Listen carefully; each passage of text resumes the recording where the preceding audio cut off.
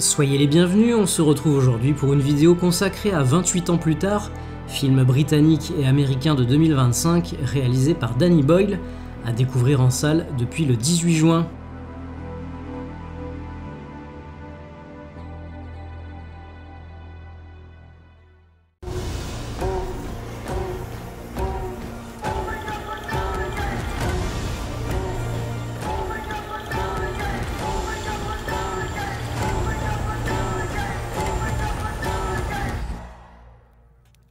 C'est un jour de gloire, le jour du jugement dernier. Oui, mes enfants, oui! There's no discharge in the war.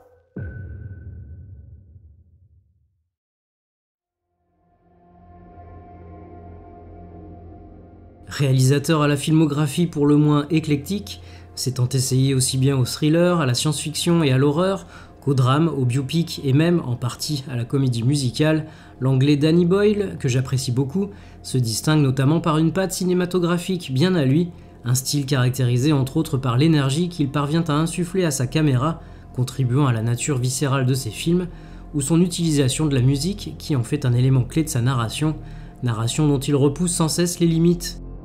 Une audace qu'on retrouve également dans ses expérimentations visuelles, lesquels concourent à créer une atmosphère unique à chacun de ses projets, le tout en parvenant à offrir aux spectateurs une réflexion profonde sur des thèmes parfois difficiles.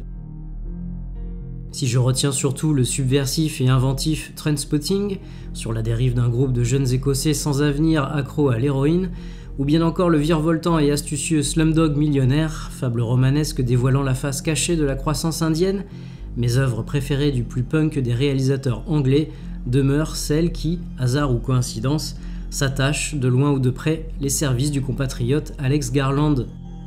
Romancier, scénariste et depuis quelques années maintenant metteur en scène, on le retrouve ainsi à l'origine de La Plage, livre adapté par Boyle en 2000, et à l'écriture du scénario de Sunshine en 2007, et bien entendu de celui de l'incontournable 28 jours plus tard en 2002.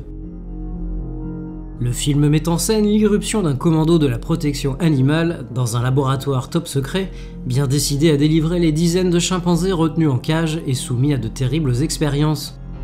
Une fausse bonne idée, car aussitôt libérés, les primates, contaminés par un mystérieux virus, bondissent sur leurs sauveurs et les massacrent. 28 jours plus tard, le mal s'est répandu à une vitesse fulgurante à travers le pays, la population a été évacuée en masse et Londres n'est plus qu'une ville fantôme. Les rares rescapés se terrent pour échapper aux contaminés, assoiffés de violence. C'est dans ce contexte que Jim, un coursier, sort d'un profond coma. Long métrage d'horreur post-apocalyptique, 28 jours plus tard, est le film qui a bien sûr fait connaître Cillian Murphy, mais a surtout su renouveler le film de zombies et sortir ce sous-genre de sa léthargie, en proposant justement non pas de mettre en scène des morts vivants, mais des infectés, qui plus est particulièrement véloces et belliqueux. Décrivant une civilisation en perdition et poussant notre personnage principal aux confins de l'inhumanité, le film se veut sombre et violent. Se distinguant également par l'utilisation de caméras DV pour un rendu plus réaliste et sa formidable BO, 28 jours plus tard a rapidement gagné le statut d'œuvre culte, au succès suffisamment important pour envisager la mise en chantier d'une suite. Ce qui ne manque pas d'arriver en 2007, avec 28 semaines plus tard, dirigé par l'espagnol Juan Carlos Fresnadillo, opus dont l'action se déroule 6 mois après les événements du premier film. Alors que le virus a décimé l'Angleterre, transformant presque toute la population en monstres sanguinaires, les forces américaines d'occupation déclarent l'infection définitivement vaincue, la reconstruction du pays pouvant alors commencer. Ayant survécu à ces atroces événements sans avoir pour autant réussi à sauver sa femme, Don se voit rongé par la culpabilité. Lorsqu'il retrouve ses enfants, Andy et Tammy, qu'il n'avait pas revus depuis la catastrophe et qui reviennent à Londres avec la première vague de réfugiés, il leur apprend la mort de leur mère. Partagés entre la joie des retrouvailles et le chagrin, tous trois tentent de se reconstruire et de reprendre une vie normale. S'il est toujours délicat d'offrir une suite à une œuvre culte, on peut dire que 28 semaines plus tard fait plus que son travail. Élargissant l'univers de chaos et d'effondrement social mis en place par son prédécesseur, ce second volet parvient même, au détour de certaines scènes, à se hisser au niveau de son modèle, certaines personnes le plaçant même au-dessus. Rien que la scène d'introduction suffit à vous saisir et à vous coller à votre siège. Nouveau casting, nouvelle dynamique, le film nous plonge dans l'intimité du drame qui se joue au sein de cette famille et nous met face à une force armée aux méthodes de plus en plus radicales au fur et à mesure que la situation va lui échapper. Une débâcle telle que la toute fin du long métrage nous laisse entrevoir un potentiel 28 mois plus tard, des contaminés débarquant dans la capitale française. Pas moins de 18 ans avant que n'arrive finalement sur les écrans le troisième volet de la saga. Un délai relativement long qu'on peut voir comme le reflet d'une volonté de faire les choses correctement, de ne pas se précipiter pour pondre un nouvel opus indigne de ses prédécesseurs. Une bonne nouvelle, d'autant que le projet voit le retour de Danny Boyle à la réalisation et de Alex Garland au scénario. Un scénario d'ailleurs remanié au fil des années, évacuant notamment l'idée d'un virus repris à leur compte par les militaires et introduisant celle d'une action ayant lieu sur une île isolée du reste de l'Angleterre.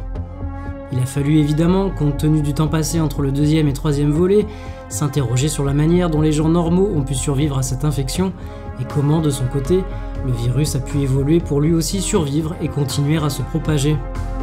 Un long développement ayant conduit le récit à se nourrir des grands événements, du génocide en cours à Gaza en passant par la crise migratoire, le Covid ou même le Brexit. Un film dont l'ambiance oppressante doit finalement beaucoup au climat politique actuel et dont les thèmes résonnent étrangement avec cette époque trouble.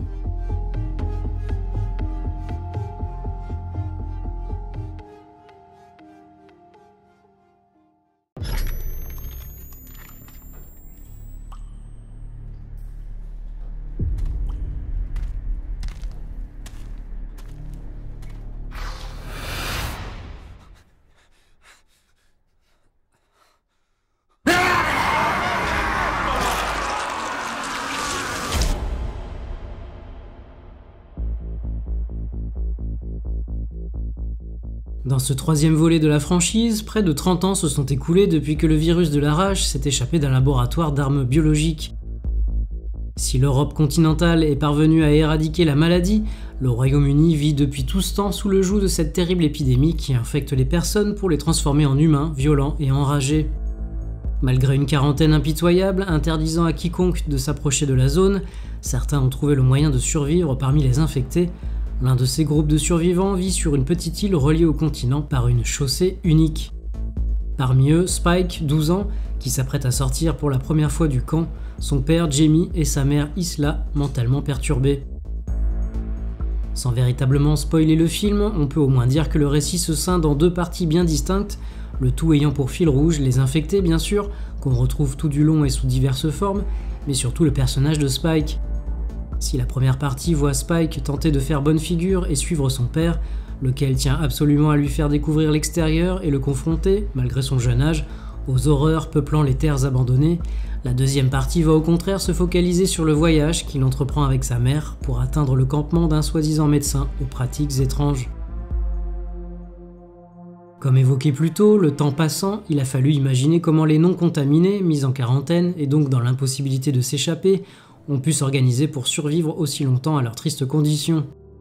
Livrés à eux-mêmes, les survivants au cœur de ce troisième opus sont parvenus à se regrouper sur une petite île fortifiée, protégée des infectés mais également de tout étranger. Une communauté d'une centaine de personnes seulement, ce qui permet à chacun de ses membres de connaître tous les autres et d'établir ainsi une confiance reposant sur des relations personnelles. Un système fondé ni sur l'argent ni sur la religion et où chacun occupe un poste clé, de boulanger à professeur en passant par vigie. Du côté des contaminés, il fallait également que le virus s'adapte, faute de quoi toutes les personnes infectées à l'origine finiraient par s'épuiser et mourir de faim très rapidement, ce qui compromet évidemment toute tentative de faire une suite au volet précédent. En conséquence, certains infectés en sont venus à se nourrir simplement de ce qu'ils pouvaient trouver dans la nature, ces créatures passives, rampant sur le sol et se camouflant dans la terre, bien que très lentes, n'en demeurent pas moins dangereuses. D'autres, au contraire, ont appris à chasser pour se nourrir et survivre. Chassant sans armes, ils sont contraints de s'organiser comme des chiens de meute, des prédateurs. Au-dessus d'eux se trouvent les meneurs, appelés Alpha, des infectés dont le virus a eu sur eux comme l'effet d'une prise massive de stéroïdes et ressemblant à la représentation de Saturne par Goya. Grands et puissants, ils sont une menace majeure pour quiconque croise leur chemin. Et si je ne vous dévoilerai pas l'évolution ultime de tous ces contaminés, cette hiérarchie et ces divers changements viennent non seulement enrichir la mythologie de l'univers, diversifier les potentielles menaces, mais également faire ressortir l'aspect tragique de leurs conditions entre douleur et peur incontrôlable.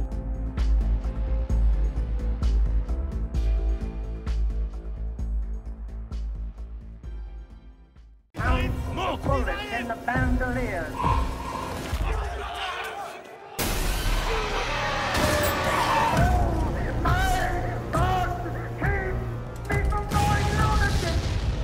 Il y a bien des façons de mourir. Certaines sont préférables à d'autres.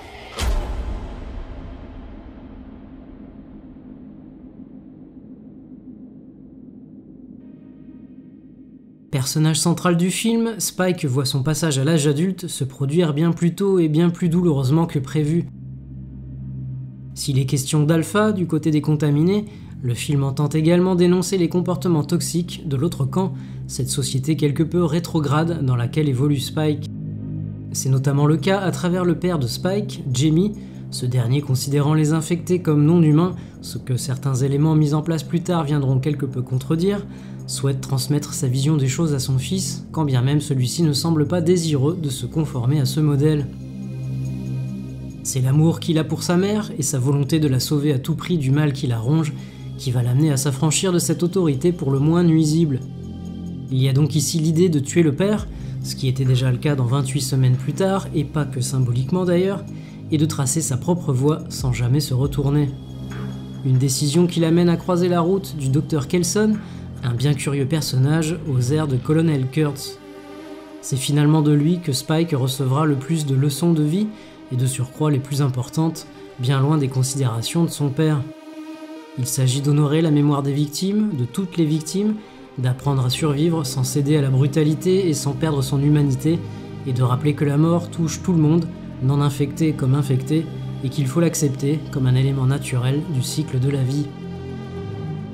Tourné à l'iPhone 15, avec de gros guillemets tellement l'objet a été bardé d'accessoires divers et variés, et surtout très chers, Boyle poursuit la démarche visuelle entreprise lors du premier volet, en collaboration avec le même chef opérateur, afin de proposer une nouvelle fois un visuel unique, conférant au film une texture bien particulière et donc une atmosphère bien particulière. Un dispositif qui permet à Boyle de nous offrir une mise en scène qui nous en met plein la vue, ce qui ne risque pas de faire changer d'avis les détracteurs du réalisateur. C'est comme si tous les codes mis en place par la saga étaient amplifiés, dont le montage décidément très énervé. Boyle en profite d'ailleurs pour bousculer la narration en venant insérer tantôt des extraits sonores d'un enregistrement du fameux poème de Kipling, qui traversait déjà la très efficace bande-annonce et fut utilisé par l'armée comme technique de torture, tantôt des images tirées de films ou d'archives illustrant des conflits armés. Dans les deux cas, l'idée est de venir appuyer, peut-être un peu trop lourdement, que l'humanité, depuis bien longtemps, ne jure que par la détestation de l'autre, la violence et la mort. En conclusion, le blockbuster proposé par Boyle et Garland expérimente et ose à peu près tout, un troisième volet qui n'est certainement pas là pour offrir au public du réchauffé, du recyclé et du consensuel mou. Dans une démarche plutôt casse-gueule, d'œuvre jusqu'au boutiste, le long métrage ne plaira sans doute pas à tout le monde et s'il ne réussit pas forcément tout ce qu'il entreprend, on ne peut que saluer l'audace d'un film qui sera parvenu, pour ce qui me concerne, à m'apporter tension, frisson et émotion. S'achevant sur une séquence aux allures d'Orange Mécanique, qui vient raccrocher les wagons avec la scène d'introduction, 28 ans plus tard nous met ainsi en appétit pour une suite. Ce qui arrivera bien plus tôt qu'on ne le pense, puisque 28 ans plus tard, le Temple d'Os, réalisé par Nia DaCosta, est d'ores et déjà dans la boîte et annoncé en salle pour le 14 janvier 2026.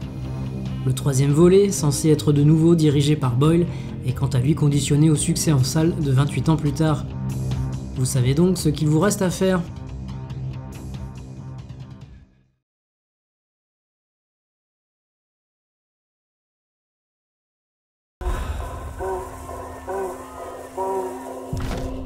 Je le trouve un peu jeune, tu sais.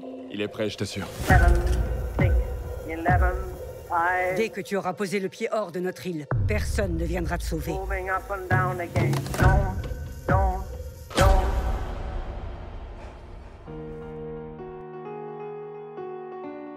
Si vous aussi vous vous enduisez d'iode pour survivre aux infectés, alors n'hésitez pas à liker, commenter, partager et vous abonner à la chaîne si ce n'est pas déjà fait. On se retrouve prochainement pour une nouvelle vidéo. Salut!